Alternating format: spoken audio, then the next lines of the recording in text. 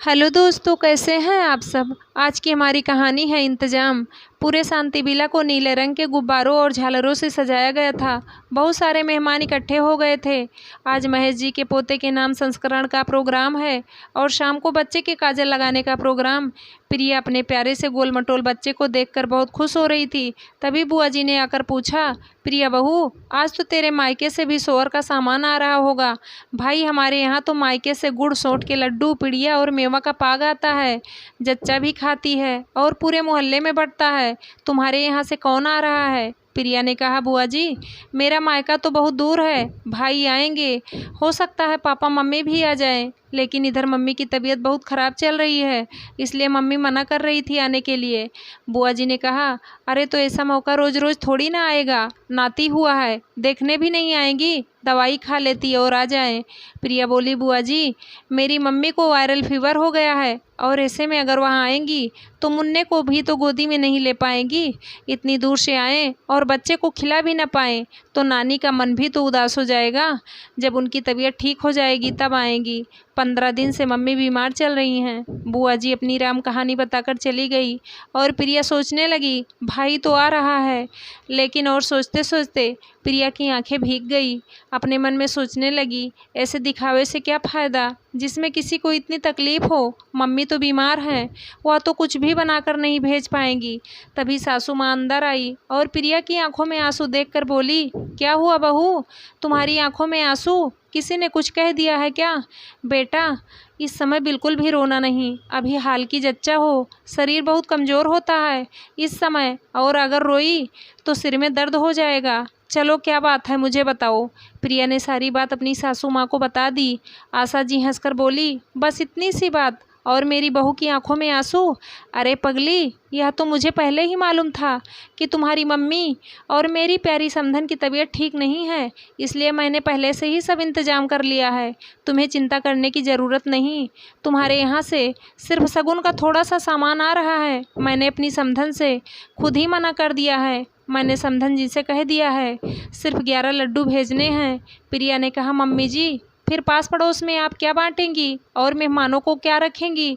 आशा जी बोली, मेरी बहू बहुत चिंता करती है। मैंने कहा ना, तैयारी हो चुकी है। चलो तुम मुन्ने को दूध पिलाओ, देखो कैसे टुकुर टुकुर तुम्हारी ओर देख रहा है। तुम्हारे पास इतना ही काम है, अपना ध्यान रखो और मेरे नटखट बाल गोपाल का, बाकी मैं सब संभाल लूँगी। थोड़ी देर बाद भाई और पापा आ गए।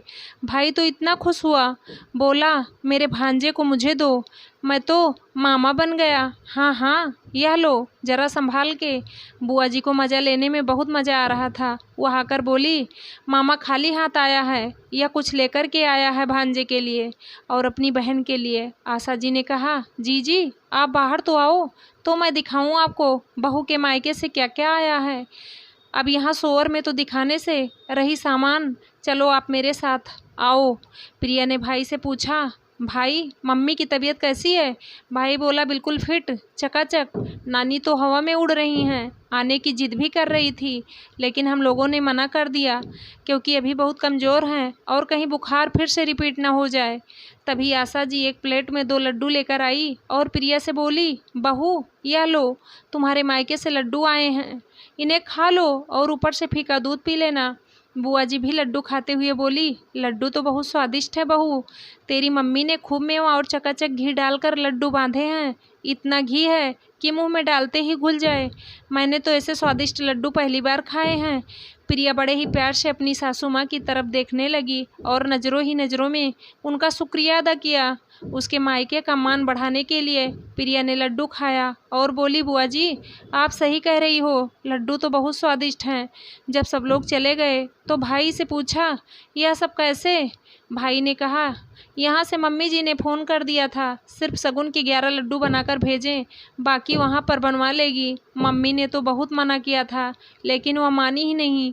उन्होंने अपनी कसम रख दी थी, आप बीमारी में कुछ भी नहीं करेंगी। और पता है दीदी, इसमें सिर्फ मम्मी ने अकेले लड्डू नहीं बनाए हैं, हम सबकी मेहनत है।